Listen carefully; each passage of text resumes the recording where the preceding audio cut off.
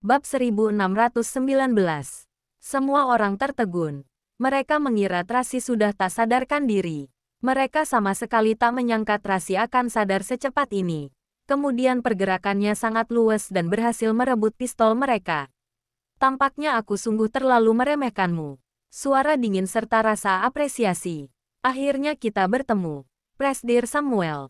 Tracy menoleh dan memelototi Samuel yang berada di sofa. Matanya penuh dengan aura dingin dan kebencian. Pria ini jauh lebih muda dari yang ia bayangkan. Padahal sudah berumur 50 tahun. Tetapi ia tampak kurang dari 40 tahun. Tubuhnya pendek dan kecil. Wajahnya biasa. Tetapi tampak mata itu menyinari cahaya dingin yang angkuh. Menarik. Samuel tidak hanya tak panik, melainkan memberi senyuman licik penuh arti. Ini baru seru. Aku takut kamu tak sanggup bermain denganku. Tracy memelototinya dengan marah. Sekarang, saat ini juga lepaskan putraku. Aku masih bisa menyelamatkan nyawamu. Jika tidak, apa yang bisa kamu lakukan? Samuel tersenyum dingin sambil menaikkan alis. Kamu mampu membunuhku. Kalimat itu baru saja diucapkan. 7 orang pengawalnya menodongkan senjata ke arah Tracy. Pria dengan bekas luka pisau itu maju dengan berani. Kamu kira aku tak berani? Tracy langsung membidik Samuel, lalu menarik pelatuk. Sedangkan 7 orang pengawal itu lekas membidik Tracy dan menarik pelatuk. Jika Tracy berani menembak, maka di saat bersamaan, ia juga akan mati tertembak. Tembaklah. Samuel memandangnya penuh provokasi. Kamu berani melukai sehelai rambutku, maka 2 putramu juga akan mati dengan tragis. Kamu, Tracy menggertakkan gigi dengan marah. Sekarang aku tidak ingin menyentuhmu. Samuel memandangnya sambil memincingkan mata. Mumpung pikiranku belum berubah. Sekarang turunkan pistolmu dan tinggalkan tempat ini dengan tenang. Anggap saja malam ini tak terjadi apa-apa. Ia bicara dengan murah hati seolah sedang memberi Tracy sebuah kesempatan. Tracy tak bicara, tetap menggunakan pistol menodongnya. Ia tahu, ia yang sekarang tak bisa menyentuhnya. Selain itu, di sini ada banyak pengawal. Ada kemungkinan ia akan gagal. Meskipun berhasil, Carlos dan Charles juga dalam bahaya. Jadi, ia terpaksa menurunkan pistolnya dan pergi dengan diam. Tapi, dia benar-benar tidak senang dan tidak rela. Aku hitung sampai 10. Jika masih tak pergi, maka jangan salahkan aku bersikap kasar. Samuel menghembuskan asap cerutu dan mulai berhitung. 1, 2, 3, 4, 5. Ketika berhitung sampai 6, ponsel Samuel tiba-tiba berdering. Ia tertegun sejenak, lalu mengangkat telepon dengan sedikit ragu. Orang di seberang telepon cukup mengatakan satu kalimat sudah mampu membuat raut wajah Samuel berubah. Ia lekas menjawab, Tuan Lorenzo, kurasa kamu salah paham. Anda tenang saja. Aku paham aturan bisnis. Orang itu mematikan telepon. Samuel lekas memberi isyarat, meminta semua orang mundur. Tidak lagi menghalangi jalan Tracy. Kakakku yang meneleponmu. Tracy sangat terkejut. Tak disangka di momen kritisnya, kakaknya menghubungi Samuel langsung. Bagaimana ia bisa tahu dirinya jatuh ke dalam tangan Samuel? Teleponnya barusan itu. Jangan-jangan ingin memastikan keamanannya. Aku hanya mencari uang, tidak mencelakai nyawa. Samuel menatap Tracy. Selama kamu bekerja sama dengan baik, putramu akan baik-baik saja. Tapi, jika kamu ingin menghalangi aku mendapatkan uang, maka akhirnya akan sulit diprediksi. Kamu, pergilah. Samuel memberi gestur tangan mengusirnya. Seorang pengawal membuka pintu dan mempersilahkan Tracy keluar. Tracy mengambil ponsel dan pergi. Ketika melewati pintu keluar, ia melihat pintu kamar sebelah. Ia tak bisa menahan diri untuk menoleh dan bertanya pada Samuel, kenapa kamu ingin menjebak putrimu sendiri? Aku ini sedang membantunya, Samuel berkata dengan tegas. Walaupun ia tak menjelaskan, tetapi Tracy paham. Ia ingin Friska menikah dengan Daniel, menempati posisi Nyonya Wollens. Dengan begitu, dapat dengan mudah mewarisi aset keluarga Wollens. Bab 1620. Tapi jelas-jelas ia adalah Daniel palsu. Tracy berseru. Sekarang masih sempat untuk menghentikannya. Berhenti ikut campur. Samuel meliriknya dengan dingin sambil membuat gestur tangan. Pengawal lekas menutup pintu. Tracy berpikir Friska pernah membantunya. Ia ingin ke kamar sebelah menghentikannya. Tetapi pria dengan bekas lukas pisau malah menghalanginya. Jika kamu berulah lagi, aku tak akan sungkan padamu. Kalian, Tracy baru hendak bicara. Di dalam ruangan itu terdengar suara erangan. Ia terkejut. Seketika raut wajahnya menjadi suram. Ia tahu. Sudah tak sempat lagi. Cepat pergi. Pria dengan bekas luka pisau langsung mendorongnya ke dalam lift. Tracy masih ingin meronta. Tetapi pengawal keluarga Amberson telah berjaga di luar pintu. Ia tahu. Ia tak bisa menghentikannya. Sejak berjalan keluar dari lift dan masuk ke dalam mobil, Tracy seperti kehilangan jiwanya. Meskipun ia tidak melakukan apa-apa, tetapi ia memiliki rasa bersalah. Ia selalu merasa ia bertanggung jawab atas insiden Friska. Nona Tracy. Tiba-tiba terdengar sebuah suara familiar. Tracy mendongak. Naomi dan pengawal lainnya buru-buru mendekat dan mengetuk jendelanya dengan cemas. Tracy lekas membuka kunci pintu mobil agar Naomi masuk ke mobil. Anda baik-baik saja. Barusan aku tidak bisa menghubungimu. Kami benar-benar panik, tanya Naomi dengan cemas. Tidak apa, Tracy berkata sambil mengernyitkan kening. Kita kembali dulu. Baik, Naomi menyetir mobil. Meminta Cecil dan Anne menyetir mobil lainnya. Sekelompok orang ini melesat dengan cepat meninggalkan hotel. Di perjalanan, Tracy bertanya, kamu yang lapor ke kakak soal masalahku. Kebetulan sekali Tuan bertanya. Jadi aku bilang. Naomi merasa agak tak tenang. Nona Tracy, Anda tak menyalahkanku kan? Aku merasa pertarungan ini benar-benar tak bisa Nona hadapi sendiri. Makanya, aku tidak ingin merepotkan kakak. Tracy mengernyitkan kening. Tapi, sudah dibilang. Ya sudah. Anda baik-baik saja. Barusan apa yang terjadi? Aku takut sekali. Naomi gegas bertanya. Aku menyamar sebagai karyawan kebersihan untuk mencari kamar Billy. Aku menyadari ada suara aneh di dalam. Aku kira, bukan aku, tapi Friska.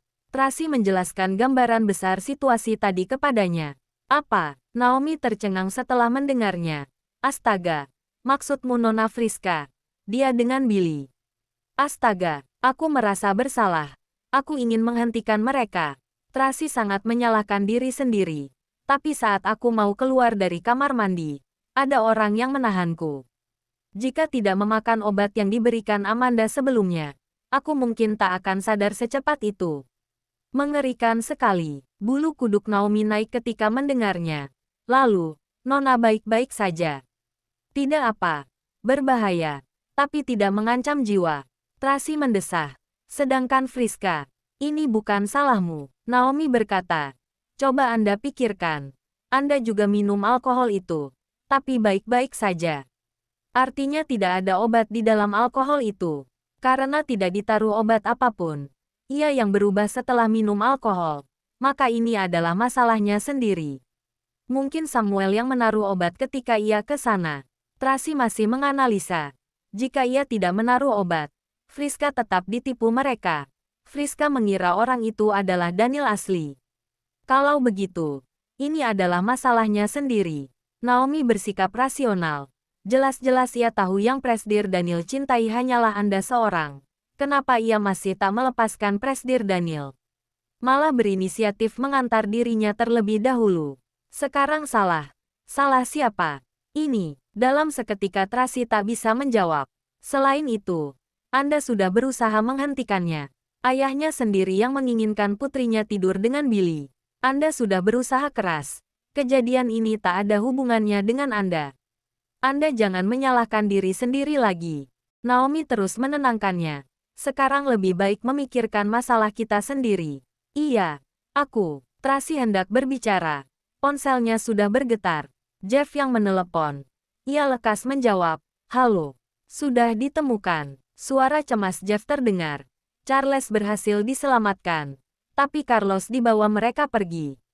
Bab 1621. Seluruh tubuh Tracy membeku. Ia bergegas bertanya, kenapa begini? Kenapa dua anak tak berhasil diselamatkan? Ketika kami mencari petunjuk berdasarkan foto itu, mereka sudah menyadarinya dan lekas membawa anak pergi. Kami mengejarnya, tapi karena mempertimbangkan keselamatan anak, Kami tak berani bergerak berlebihan. Pada akhirnya Charles melompat dari mobil. Kami baru berhasil menyelamatkannya. Tapi Carlos tetap dibawa oleh mereka. Jeff menceritakan kejadian yang terjadi. Charles lompat dari mobil. Tracy buru-buru bertanya. Ia baik-baik saja. Ia melompat ke semak-semak. Ada sedikit luka luar, tapi tak terlalu parah. Jeff berkata, sekarang aku sudah minta orang mengantarkan Charles kembali. Aku akan mengejar Carlos. Aku akan segera menjemput kalian.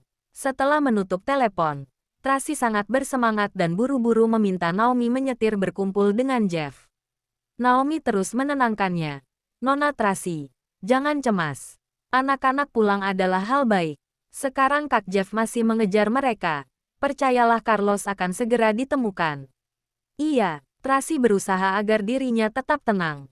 Awalnya aku berencana pagi-pagi sekali pergi ke kota Yuling mencari mereka. Tak disangka Jeff langsung menemukan lokasi mereka berdasarkan petunjuk tadi. Berarti petunjuk itu ada gunanya, ucap Naomi. Artinya Jeff sudah mencari di sekitarnya. Petunjuk dari foto itu mempercepat mereka menemukannya. Tracy mengernyitkan kening. Tapi Samuel benar-benar hebat. Ia pasti melihatku muncul di hotel. Ia tahu Billy membocorkan rahasia. Makanya langsung meminta pengawalnya memindahkan Carlos dan Charles. Ternyata begitu. Naomi jadi paham. Tapi, kenapa ia bisa tahu? Billy bertemu dengan Anda di hotel. Billy si bodoh itu mengira dirinya dapat menyembunyikan apapun. Sebenarnya segalanya tetap berada dalam kendali Samuel. Tracy lanjut menganalisa. Sebelumnya ia dapat membocorkan sedikit petunjuk padaku. Kurasa selanjutnya akan sangat sulit. Kedepannya, Samuel pasti akan mengawasi pergerakannya dengan ketat. Lalu secepatnya mencari peluang menikahkan Billy dan Friska. Jadi, dia sudah tak bernilai lagi bagi kita. Naomi berekspresi jelek. Meskipun dia tampak sama seperti Tuan Daniel. Tapi otak dan jiwanya sama sekali berbeda. Ia benar-benar rendahan sekali. Malam ini kakak mencari Samuel. Samuel pasti akan lebih waspada. Kedepannya demi menghindari perubahan situasi. Ia pasti akan mempercepat rencananya. Tracy menganalisa. Hatinya semakin lama semakin tidak tenang. Tapi Carlos berada di tangan mereka. Aku tidak bisa melakukan apapun. Juga tidak bisa mengatur perusahaan. Jangan-jangan harus melihat begitu saja. Perusahaan jatuh ke tangan orang lain. Sayang sekali. Naomi bertanya. Tuan tidak akan bertindak. Kekuatan kakak terletak pada keterampilan bela diri dan kemampuannya memerintah. Ia tidak terlalu ahli dalam perang bisnis. Belum lagi.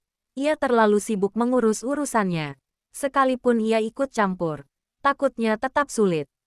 Tracy mendesah. Jadi, hal utama yang harus dilakukan adalah menyelamatkan Carlos dulu. Benar, kita selamatkan Carlos dulu. Naomi mendesah. Jika Ryan bisa sadar lebih cepat, maka ia dapat membantu masalah bisnis. Oh, ya. Sekarang sudah jam berapa? Tracy lekas melihat jam tangan. Sudah pukul 1:30 subuh. Entah tabib dewa datang atau tidak. Aku tanyakan, tanya Naomi. Jangan membuatnya waspada. Tracy berkata sambil mengernyitkan kening. Coba telepon Paula. Baik, Naomi lekas menelepon Paula. Tak ada yang menjawab telepon itu. Tampaknya sudah datang. Tracy menghela napas lega. Kemudian ia memikirkan sesuatu dan bertanya lagi. Oh ya, resep obat yang sebelumnya ditinggalkan Tabib Hansen. Apa ada di Ryan? Bab 1622. Ada di kamarku. Naomi buru-buru berkata. Sebelum kejadian dengan Ryan, dia terus membawa resep obat itu kemana-mana. Kemudian saat di rumah sakit, aku melihatnya ketika sedang menggantikannya baju. Aku rasa takut hilang. Jadi aku simpan di dalam lemariku. Gawat. Baru ingat hal ini. Tracy menepuk kepalanya. Seharusnya dari awal aku memikirkan hal ini. Apa? Naomi tertegun sejenak dan bereaksi. Maksud Anda, tabib dewa akan mencari resep obat itu. Sekarang dia sudah merawat Daniel selama 20 hari. Selama ini Daniel tak diantarkan pulang. Mungkin karena ada kendala dalam pengobatan. Resep obat Tabib Hansen mungkin akan berguna saat ini. Mungkin ia juga sedang mencarinya. Tracy berspekulasi. Kalau begitu, malam ini aku kembali dan menaruh resep obat itu di baju Ryan. Naomi lekas berkata. Beberapa hari ini dia akan terus datangkan. Ya, Tracy menganggukkan kepala. Tini masih belum sembuh. Tabib dewa pasti datang. Kalau begitu, masih ada kesempatan. Naomi menghela nafas lega. Aku telah menerima lokasi Jeff. Orang-orangnya sedang mengawal Charles pulang ke villa sisi utara. Sekarang mereka masih di area Yuling.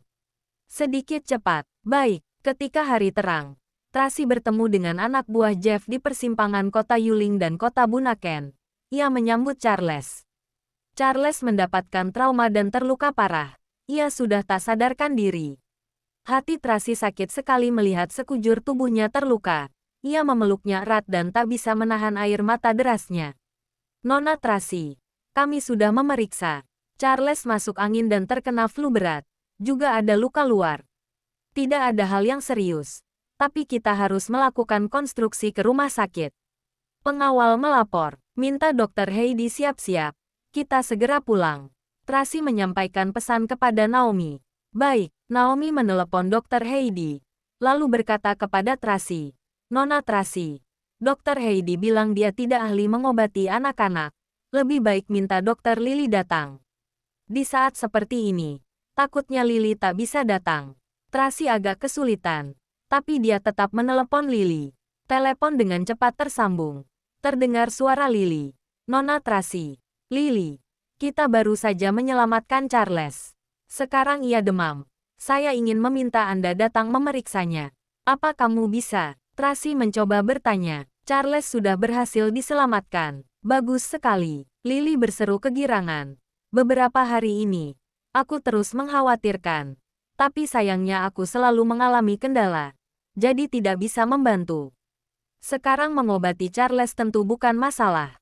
Kalian di mana? Sedang dalam perjalanan kembali ke villa sisi utara. Dalam 1 jam, aku akan tiba di sana. Nona jelaskan keadaan Charles dulu. Baiklah, Tracy membawa Charles kembali ke villa sisi utara. Lily sudah menunggu di persimpangan. Ketika melihat mobil mereka, ia keluar berlari dari hutan sambil membawa tas medis. Nona Tracy. Dr. Lily. Naomi membuka pintu mobil membiarkan Lily masuk. Lily membuka tas medis di dalam mobil dan memeriksa Charles. Untuk saat ini masalahnya tidak terlalu buruk. Hanya flu parah dan luka luar. Nanti kita periksa yang lainnya begitu tiba di rumah. Baik. Terima kasih. Tracy merasa aneh melihat Lily menjadi kurus. Kamu kemari diam-diam tanpa sepengetahuan mereka kan? Jika ketahuan akan gawat sekali. Tak perlu berpikir. Anak-anak lebih penting. Lily berkata. Thomas sekarang dikurung. Dia juga tak bisa membantu apa-apa. Jika aku tak melakukan sedikit hal padamu, itu berarti Anda mengerjakannya sendirian. Terima kasih. Tracy sangat berterima kasih. Orang sendiri. Tak perlu sungkan padaku. Lily bertanya lagi. Oh ya, Carlos mana? Carlos masih belum berhasil diselamatkan. Hati Tracy sakit mengenang Carlos. Kali ini hanya berhasil menyelamatkan Charles. Bab 1623. Semoga Carlos baik-baik saja. Lily mengerutkan keningnya. Aku juga terus mencari petunjuk. Tapi pengawasan mereka sangat ketat. Aku belum menemukan apapun. Saya paham. Tracy menganggukkan kepala. Kamu berniat baik. Itu sudah cukup. Saat ini, mobil masuk ke dalam villa sisi utara. Dr. Heidi membawa perawat untuk mengantarkan Charles ke ruang medis. Lily mulai merawat Charles dengan bantuan para perawat. Paula sangat senang ketika mendengar Charles berhasil diselamatkan. Ia bergegas datang memeriksa keadaan. Naomi melihatnya penuh energi. Mau tak mau bertanya dengan kebingungan. Semalam kamu tak menjaga Tini. Aku meminta yang lain menjaganya. Saya merasa seperti ada sesuatu di luar. Jadi saya berjaga di taman. Jawab Paula. Lalu, apa terjadi sesuatu? Naomi lekas bertanya. Tidak, hanya Roxy yang terus berkicau, ucap Paula. Naomi menatap Tracy. Tracy beralasan. Paula, kamu tetap di sini. Aku pergi lihat Tini. Naomi ikut aku. Baik, kedua orang keluar dari ruang pemeriksaan. Lalu menuju ruang medis lainnya. Melihat Tini. Baru saja tiba di pintu masuk. Ia mendengar suara serak Tini. Mami, Mami, aku ingin Mami. Tracy bersemangat di dalam hati. Ia membuka pintu. Ternyata Tini sudah sadar. Saat ini, Dr. Heidi sedang memeriksanya. Tini. Tracy maju dengan gembira dan memeluk Tini. Bibi, Tini masih lemah untuk saat ini. Tetapi ia sudah lebih baik dari sebelumnya. Bibi, kepalaku sakit sekali. Kamu akan segera sembuh Tini. Tracy mengecup keningnya dan menghiburnya. Sekarang kamu sudah bangun. Beberapa hari lagi sudah bisa bermain dengan Winnie dan Bitty. Juga ada Kak Carla. Benarkah? Wajah Tini langsung tersenyum cerah ketika membayangkan dapat bermain bersama Carla, Winnie dan Bitty. Bagus sekali. Tini, saat ini, Carla, Winnie dan Bitty yang mendengar kabarnya berlari masuk. Wah, Tini sungguh sudah bangun.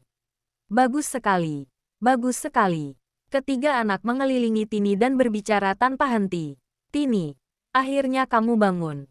Aku menyimpan banyak permen untukmu. Tini, suatu malam aku pergi memetik anggur. Nanti aku membuat jus anggur untukmu. Tini, kakak buat dompet kecil untukmu.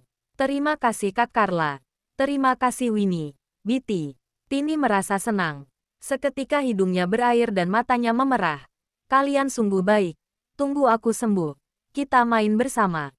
Ya, anak-anak mengelilingi Tini dengan gembira. Tracy berjalan ke sisi lain dan memeriksa sekelilingnya dengan diam. Di dalam kamar tak ada jejak yang aneh. Tapi ia merasa semalam tabib dewa pasti datang. Jika tidak, mungkin Tini tidak akan segera bangun. Dr. Heidi mendekat dan berkata, Nona Tracy, semalam kedua perawat itu tertidur lagi. Aku rasa mereka sangat tak bertanggung jawab. Orang seperti mereka tidak bisa bekerja. Kamu harus mempertimbangkannya. Aku tahu. Terima kasih. Tracy sama sekali tidak marah, melainkan ujung bibir naik melengkung. Kali ini ia semakin pasti. Tabib dewa datang semalam. Nona Tracy, aku ingin melihat Ryan.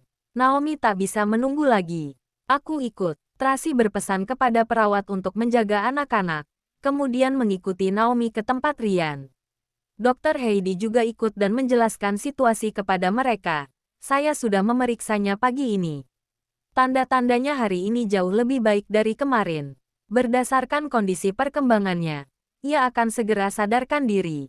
Benarkah? Bagus sekali. Naomi sangat antusias. Nona Tracy, karena Anda sudah punya dokter hebat di sini, maka saya tidak perlu tinggal di sini lagi kan?